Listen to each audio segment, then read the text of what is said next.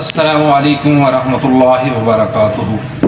میں امید کرتا ہوں کہ میرے سارے دوست احباب بھائی صاحب خیریت سے ہوں گے۔ آج بچھو کاٹنے کا علاج۔ کسی کو بچھو اگر کاٹ لے تو وہ کیا دم کرے، کیا چیز پڑے۔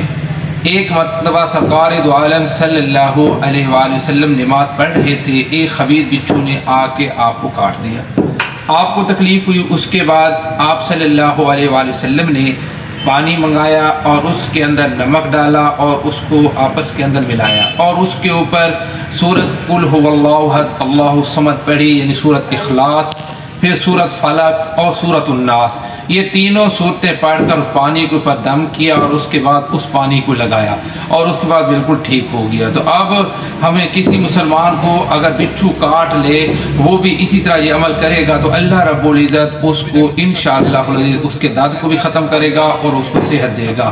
یعنی تینوں سورۃ اخلاص، سورۃ قل اعوذ برب الفلق، قل اعوذ برب الناس، یہ تین صورتیں پانی کے اندر نمک ملا کر ان کو بدام کر کے یہ کرے گا تو انشاءاللہ اللہ رب العزت اس کو صحت یاب کریں گے۔ باقی یہ ہمارا چینل ہے مکتبہ اسلامیہ قلوکوٹ، ابھی تک اس کو سبسکرائب نہیں کیا تو وہ اس کو سبسکرائب کر دے تاکہ ہر آنے والی ویڈیو اس تک پہنچ سکے۔ باقی کسی کو کوئی چیز چاہیے ہو، کتاب اسلامی کتب میں سے درسی، غیر درسی، تفسیر، تو وہ انشاءاللہ ہمارے پاس دستیاب ہے۔ بہت مہربانی، السلام علیکم۔